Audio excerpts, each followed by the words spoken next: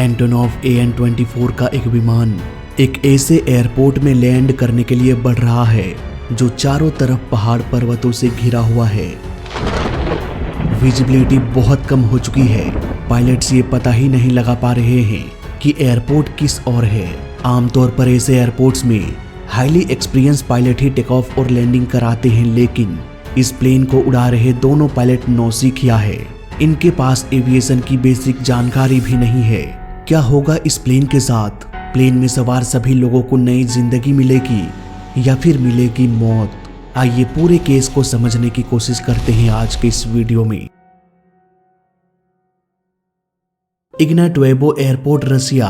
24 जुलाई 2025 Antonov AN-24 का एक विमान उड़ान भरने की तैयारी कर रहा था। इसे अंगारा एयरलाइन ऑपरेट कर रही थी। Call sign flight 2311। ये एक डोमेस्टिक फ्लाइट थी। इसे टिंडा एयरपोर्ट, रसिया जाना था। ये फ्लाइट ऑलमोस्ट 1 घंटे की होने वाली थी। अंगारा एयरलाइन फ्लाइट 2311 की यह पहली फ्लाइट नहीं थी। इससे पहले ये 2 बार उड़ान भर चुका था और इस तरह से ये प्लेन इग्नाटोवो एयरपोर्ट पहुंचा। प्लान के हिसाब से फ्लाइट 2311 को यहाँ पर फ्यूल भरना था। कुछ पैसेंजर्स यहाँ पर भी सवार होने वाले थे। इस तरह से अब इस प्लेन में 48 पैसेंजर्स और 6 क्रू मेंबर्स हो गए। प्लेन को 61 वर्षीय कैप्टन VL ऑपरेट कर रहे थे। इनके पास AN-24 में करीब 6000 फ्लाइट आवर का एक्सपीरियंस था। वहीं कूल एक्सपीरियंस की बात करें तो इनके पास 11200 फ्लाइट आवर का एक्सपीरियंस था। वहीं फर्स्ट ऑफिसर 37 वर्षीय क्रिल थे। इनके पास 1900 फ्लाइट आवर का एक्सपीरियंस था। इन दोनों के अलावा इस प्लेन में 2 मैकेनिक्स भी मौजूद थे। इन दोनों का काम था ये देखना कि प्लेन में कुछ गड़बड़ी तो नहीं हो रही। खैर, एक्स्ट्रा पैसेंजर्स और रिफ्यूलिंग की वजह से फ्लाइट को थोड़ा डिले करना पड़ा। इस वक्त सुबह के 9:10 हो रहा था। अंगारा एयरलाइन फ्लाइट 2311 को अब टेक ऑफ करना था, लेकिन मौसम ने यहाँ पर रुख बदल दिया। तेज बारिश होने लगी। कुछ ही मिनटों में विजिबिलिटी भी बहुत कम हो गई। बादलों की ऊंचाई सिर्फ 200 फीट थी। ऐसे केस में प्लेन को टेक ऑफ कराना खतरे से खाली नहीं था। इसलिए दोनों पायलट ने यह डिसाइड किया कि हम मौसम साफ होने का इंतजार करेंगे और मौसम की खराबी की वजह से ये और डिले हो गई। करीब 1.5 घंटे बाद मौसम में थोड़ा सुधार हुआ। ATC ने कहा कि विजिबिलिटी बढ़ चुकी है। 200 मीटर से 4000 मीटर हो चुका है। आप चाहे तो अब उड़ान भर सकते हैं। फाइनली गीले रनवे पर रन करते हुए ये प्लेन टेक ऑफ कर गया। धीरे धीरे ये प्लेन टिंडा एयरपोर्ट की ओर बढ़ने लगा। विजिबिलिटी 4 किलोमीटर से बढ़कर अब 10 किलोमीटर तक हो गई, जो कि काफी अधिक था। 7 किलोमीटर पर आवर की रफ्तार से हवाएं चल रही थी। Temperature 27 degree Celsius. QNH pressure 1002 pascal. 12:16। Crew ने ATC से संपर्क किया और कहा कि हम कुछ ही मिनटों में एयरपोर्ट के एरिया में दाखिल हो जाएंगे। यहाँ पर ATC ने इंस्ट्रक्शन दिया कि आप QNH 5600 फीट पर आ जाइए। यहाँ पर जो QNH है इसके बारे में हम वीडियो के आगे बात करेंगे। अंगारा एयरलाइन फ्लाइट 2311 अब 5600 फीट की ओर बढ़ने लगा। कुछ देर बाद कंट्रोलर ने QFE 699 mm बताया और कहा कि अल्फा स्टार वे पॉइंट से होते हुए NDB अप्रोच करे और रनवे 06 पर लैंड कर जाइए। क्रू ने पूछा कि विजिबिलिटी कितनी है। उस वक्त विजिबिलिटी 4000 मीटर थी। यहाँ पर जो QFE है इसके बारे में हम आगे बात करेंगे। वहीं बात करें अल्फा स्टार की तो ये बस एक इमेजिनरी पॉइंट का नाम है। जैसे हम दोस्त लोग किसी को अपना लोकेशन बताते हैं तो अक्सर ऐसा बोल देते हैं कि भाई वो लंबा जो पेड़ है ना, वहां से राइट मुड़ जाना, मेरा घर पहुंच जाओगे। इसी तरह से एविएशन में भी बहुत सारे इमेजिनरी लोकेशंस होता है जिसे वे पॉइंट कहा जाता है। वहीं NDB अप्रोच का मतलब होता है कि ये नॉन प्रिसीजन अप्रोच है। इसमें लेटरल गाइडेंस मिलेगा, यानी कि इंस्ट्रूमेंट्स की हेल्प से प्लेन रनवे के सीध से अलाइन हो जाएगा, लेकिन वर्टिकल गाइडेंस नहीं मिलेगा, यानी कि प्लेन की ऊंचाई को किस वक्त कितना रखना है। ये सब कुछ पायलट को खुद डिसाइड करना पड़ेगा और एल्टीट्यूड की जानकारी उन्हें इंस्ट्रूमेंट से मिल जाएगी। इस तरह से उन्हें एल्टीट्यूड को मेंटेन करते हुए रनवे 06 तक पहुंचना था। इस लैंडिंग के दौरान कॉकपिट में कुछ अजीब हो रहा था। कभी कैप्टन प्लेन का कंट्रोल को पायलट को दे देता तो कभी को पायलट प्लेन के कंट्रोल को कैप्टन को सौंप देता, और ऐसा एक बार नहीं बल्कि मल्टीपल टाइम्स किया गया। उस वक्त किसी को भी ये अंदाजा नहीं था कि उस वक्त कॉकपिट में क्या चल रहा था। क्यों दोनों पायलट प्लेन को कंट्रोल नहीं करना चाह रहे थे। Finally pre landing checklist complete हो गया। फ्लैप्स को 15 पर सेट किया गया, लैंडिंग गियर को डाउन किया गया। रनवे 06 तक पहुंचने के लिए प्लेन को एक राइट टर्न लेना था। धीरे धीरे प्लेन मुड़ते हुए एनडीबी अप्रोच करने के लिए निकल गया। एटीसी लगातार प्लेन को ट्रैक कर रहे थे। धीरे धीरे प्लेन एयरपोर्ट की ओर बढ़ने लगा, लेकिन पायलट को रनवे ठीक से दिखाई नहीं दे रहा था। एयरपोर्ट में वर्टिकल गाइडेंस ना होने की वजह से लो विजिबिलिटी के कारण पायलट अपने एल्टीट्यूड को भी मेंटेन नहीं कर पा रहे थे। नतीजा वो पहले अटेम्प्ट में रनवे पर लैंड नहीं कर पाया। अब अंगारा एयरलाइन फ्लाइट 2311 को एयरपोर्ट का एक चक्कर लगाना था और दोबारा से उन्हें लैंडिंग करने की कोशिश करना था।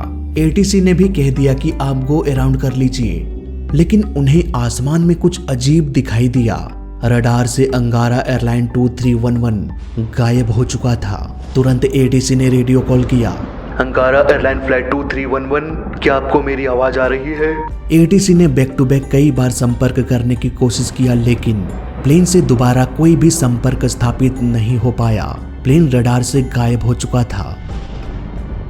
पक्के तौर पर कुछ भी नहीं कहा जा सकता था कि प्लेन कहां गया, लेकिन एटीसी को अंदेशा हो चुका था कि शायद ये प्लेन अब नहीं रहा। करीब 4.5 घंटे की खोजबीन के बाद प्लेन का जलता हुआ मलबा दिखाई दिया। एयरपोर्ट से करीब 10 किलोमीटर पहले ये क्रैश घने जंगल में हुआ था, जहां तक रेस्क्यू टीम पहुंच नहीं पा रही थी। कोई रोड भी नहीं था। 100 से भी अधिक लोग मशीन लेकर पेड़ों को काट काट कर रास्ता बनाने लगे। इतना सब कुछ करते करते रात के 11 बज गए। जरा सोचिए दोस्तों, ये हादसा हुआ था 12:56 में और रेस्क्यू टीम पहुंची रात के 11 बजे। ये प्लेन पूरी तरह से बर्बाद हो चुका था। चारों तरफ जलते हुए यात्रियों के बॉडीज बिखरे पड़े थे। इस हादसे में सभी 48 लोगों की जान चली गई। उधर इन्वेस्टिगेशन की टीम प्लेन के दोनों ब्लैक बॉक्स को रेस्क्यू कर लिया और इसका रिपोर्ट आया करीब 6-7 महीने बाद, फरवरी 2026 में, यानी कि जब मैं ये रिकॉर्ड कर रहा हूँ उसके कुछ दिन पहले। तो आइए पता लगाते हैं कि आखिर ये हादसा कैसे हुआ। इस केस की इन्वेस्टिगेशन की शुरुआत करते हैं। जब ये प्लेन टेक ऑफ कर रहा था उस वक्त मौसम काफी खराब थी, जिसकी वजह से फ्लाइट काफी डिले हो गई। डिले के बाद मौसम थोड़ा साफ हुआ, पर यह तूफान धीरे धीरे टिंडा एयरपोर्ट की ओर चला गया, जहां पर अंगारा एयरलाइन को लैंड करना था। टेक ऑफ के बाद जब प्लेन टिंडा एयरस्पेस में दाखिल हुआ, तब उन्हें बैरोमेट्रिक एल्टीट्यूड को रीसेट करके QNH से QFE में सेट करना था और यहीं पर सबसे बड़ा ब्लंडर हुआ। लैंडिंग के वक्त पायलट शुरुआत में एल्टीट्यूड को मीटर में माप रहे थे, जबकि एयरक्राफ्ट का बैरोमेट्रिक अल्टीमीटर फीट में एल्टीट्यूड को बताता है। वहीं बैरोमेट्रिक प्रेशर को कई बार चेंज किया गया। कभी पायलट 752 mm डाल रहे थे, तो कभी QFE 699 mm, तो कभी 751 mm। इन्वेस्टिगेशन के दौरान ये पाया गया कि मल्टीपल टाइम्स एल्टीट्यूड को रीसेट किया गया, कभी QNH में तो कभी QFE में। दोनों ही पायलट QNH और QFE में कंफ्यूज हो चुके थे। अब आपको भी इन दोनों में कंफ्यूजन ना हो, इसलिए सिंपल भाषा में समझाता हूँ कि आखिर ये बैरोमेट्रिक अल्टीमीटर क्या है, QNH QFE ये सब होता क्या है। तो देखो, पुराने एयरक्राफ्ट्स में ऊंचाई को मापने के लिए बैरोमेट्रिक अल्टीमीटर का यूज किया जाता था। इवन आज भी एडवांस प्लेन में इसका इस्तेमाल किया जाता है, क्योंकि ये 2 प्रकार से ऊंचाई को माप सकता है, QNH और QFE। होता यह है कि जैसे जैसे हम धरती से ऊपर उठते हैं, एटमॉस्फेरिक प्रेशर कम होने लगता है। अलग अलग ऊंचाई में हवा का दबाव भी कम होता जाता है। बैरोमेट्रिक अल्टीमीटर इसी दबाव को मापता है और ऊंचाई का पता लगाता है। इसके लिए पायलट प्लेन के कंप्यूटर को यह बताते हैं कि इस वक्त एयरपोर्ट में हवा का दबाव कितना पास्कल है। एग्जाम्पल से समझते हैं, मान लो समुद्र के किनारे 1000 फीट पर एक हिल है और इसी हिल में एक एयरपोर्ट मौजूद है। एक प्लेन A है जो समुद्र से 3000 फीट के एल्टीट्यूड पर है। अब यहाँ पर ATC सोचेगा कि प्लेन A 3000 फीट पर है, तो वो एयरपोर्ट में मौजूद दूसरे प्लेन B को, जिसने अभी अभी टेक ऑफ किया है, उसे कहेगा कि एक प्लेन 3000 फीट के एल्टीट्यूड पर है, इसलिए तुम 2000 फीट के एल्टीट्यूड पर ही उड़ना। 2 प्लेन के बीच 1000 फीट का डिस्टेंस होना चाहिए। अब ATC को लगेगा कि भाई सब कुछ ठीक है, लेकिन असल में सब कुछ ठीक नहीं है। दोनों प्लेन एक ही एल्टीट्यूड पर है और दोनों कभी भी एक दूसरे से टकरा सकता है। 1000 फीट का गैप सिर्फ आंखों का धोखा था। देखो, जब प्लेन A ने अपने एल्टीट्यूड को बताया तो वो सी लेवल से 3000 फीट के एल्टीट्यूड पर था, जबकि प्लेन बी ने अपने एल्टीट्यूड को 2000 फीट बताया और वो एल्टीट्यूड एयरपोर्ट से 2000 फीट ऊपर थी और एयरपोर्ट खुद सी लेवल से 1000 फीट ऊपर है, यानी कि दोनों प्लेन एक ही एल्टीट्यूड पर रहेगा। हो गई ना एल्टीट्यूड को लेकर कंफ्यूजन। देखो, इस तरह का कंफ्यूजन क्रिएट ना हो इसलिए एल्टीट्यूड को दो पैरामीटर्स में मापा जाता है, QNH और QFE। QNH में ऊंचाई को सी लेवल से मापा जाता है, वहीं जो QFE होता है वो ऊंचाई को ग्राउंड लेवल से मापता है। जब प्लेन हवा में होता है, अपने मैक्सिमम एल्टीट्यूड पर फ्लाई कर रहा होता है, तब दुनिया के सारे प्लेन्स अपने एल्टीट्यूड को सी लेवल से ही मापता है। लेकिन जब प्लेन लैंड करने वाला होता है, उस वक्त ये जरूरी नहीं होता कि प्लेन सी लेवल से कितना ऊपर है। उस वक्त ये देखा जाता है कि प्लेन एयरपोर्ट से कितना ऊपर है। इसलिए लैंडिंग के वक्त ये जरूरी होता है कि पायलट QFE का इस्तेमाल करे, जबकि हाई एल्टीट्यूड में QNH का इस्तेमाल होता है। दो लाइन में अगर कहें तो बैरोमेट्रिक एल्टीमीटर हवा के दबाव को QNH और QFE में, यानी कि सी लेवल और ग्राउंड से एल्टीट्यूड को मापता है और इन एल्टीट्यूड को मापने के लिए एयर प्रेशर के डेटा को कंप्यूटर में डालना पड़ता है। अब इतना सब कुछ समझने के बाद वापस आते हैं अंगारा एयरलाइन फ्लाइट 2311 के पास। ATC एयरपोर्ट का जो प्रेशर बता रहे थे वो QFE प्रेशर था, लेकिन दोनों पायलट कंफ्यूज थे कि जो डेटा हमें बताया गया वो QFE है या QNH। यहीं पर पायलट ने मल्टीपल टाइम्स अल्टीमीटर को रीसेट किया और यहीं पर दोनों पायलट प्लेन के कंट्रोल को एक दूसरे को सौंप रहे थे, जो ये दर्शाता है कि दोनों ही पायलट कंफ्यूज थे। और इसी कंफ्यूजन के कारण अंत में पायलट ने बैरोमेट्रिक एल्टीमीटर को QNH में सेट करके ATC के द्वारा दिए गए एटमॉस्फेरिक प्रेशर को पुट कर दिया। नतीजा, इस गलत डेटा की वजह से प्लेन का इंस्ट्रूमेंट गलत एल्टीट्यूड बताने लगा। प्लेन को जिस एल्टीट्यूड पर उड़ान भरना था उससे लगभग 2000 फीट नीचे फ्लाई कर रहा था, जब प्लेन का इंस्ट्रूमेंट ये बता रहा था कि प्लेन 2600 फीट के एल्टीट्यूड पर है, तब ये प्लेन ग्राउंड से महज 600 फीट ऊपर फ्लाई कर रहा था। याद रहे ये डिफरेंस मीटर में है। 600 मीटर बराबर होता है लगभग 2000 फीट का। पायलट विजुअली आगे देखकर ये पता भी नहीं लगा पा रहे थे कि कहीं प्लेन का एल्टीट्यूड जरूरत से बहुत कम तो नहीं। प्लेन को रनवे से अलाइन करने के लिए अब इन्हें राइट की ओर मुड़ना था और राइट की ओर था एक विशालकाय पर्वत। दोनों ही पायलट्स को लग रहा था कि हम पर्वतों के ऊपर से फ्लाई कर रहे हैं, लेकिन ऐसा था नहीं। नतीजा, जैसे ही प्लेन राइट की ओर मुड़ा, कोहरे के धुंध में अचानक से उन्हें आगे पर्वत दिखाई दिया।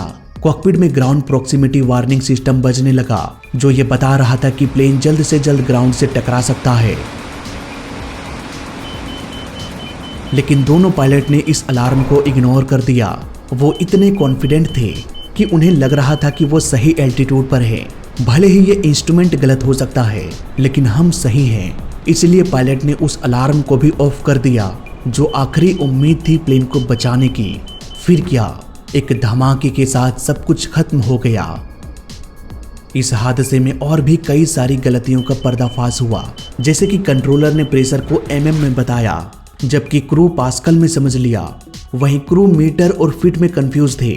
दोनों पायलट QNH और QFE जैसे छोटी छोटी बातों पर कंफ्यूज हो रहे थे। ये कंफ्यूजन साफ साफ इस ओर इशारा कर रहा था कि इनके ट्रेनिंग में काफी खामी थी। पूरी दुनिया के कंपैरिजन में रसिया यूनिट को अलग अलग तरीकों से मापते हैं, जैसे कि गीलन को केजी में, फीट को मीटर में, पास्कल को mm में। इस तरह से रशियन प्लेन्स में बहुत सारे यूनिट्स डिफरेंट होता है। और क्योंकि ये डोमेस्टिक फ्लाइट थी, इसलिए कोई रोक टोक भी नहीं था। इंटरनेशनल यूनिट को फॉलो करने की जरूरत नहीं थी। ऐसे में कंफ्यूजन्स का बढ़ना लाजमी है। लैंडिंग के वक्त पायलट का वर्कलोड पहले से ही बढ़ा होता है। ऐसे में अगर इस तरह से कंफ्यूज होने लगे तो कोई भी डिसीजन लेने का समय ही नहीं मिलता। ATC भी क्लियरली बता नहीं रहे थे कि प्रेशर का यूनिट पास्कल में है या mm में। एयरपोर्ट में भी वर्टिकल गाइडेंस सिस्टम नहीं था, जिसे प्लेन की ऊंचाई को पायलट खुद ही मेंटेन कर रहे थे। यहाँ तक कि इस एयरपोर्ट में सेकेंडरी सर्वेलेंस रडार भी काम नहीं कर रहा था। इसलिए ATC को भी ठीक से पता नहीं चल रहा था कि प्लेन की एक्चुअल ऊंचाई कितनी है। प्लेन को बचाने का एक लास्ट होप GPWS अलार्म था, जो टकराने से कुछ देर पहले बजता है। यहाँ पर पायलट को सिर्फ एक ही काम करना चाहिए था। जैसे ही अलार्म बजा, उन्हें पावर को बढ़ाकर प्लेन को सीधे ऊपर ले लेना चाहिए था, लेकिन उन्होंने अलार्म को ही इग्नोर करके ऑफ कर दिया। बादलों के बीच ये धीरे धीरे राइट की ओर मुड़ता रहा और अचानक से उनके बीच एक विशालकाय पर्वत आ गया। और फिर सब कुछ खत्म हो गया। तो ये थी कहानी अंगारा एयरलाइन फ्लाइट 2311 की। वीडियो अच्छा लगा तो लाइक कर देना, बुरा लगा तो डिसलाइक कर देना और दोनों ही केस में इस चैनल को सब्सक्राइब कर देना, क्योंकि इस चैनल में सीखने के लिए बहुत कुछ है। तो मैं मिलता हूँ आपसे अगली वीडियो में, तब तक के लिए देखते रहिए और सीखते रहिए। जय हिंद, वंदे मातरम।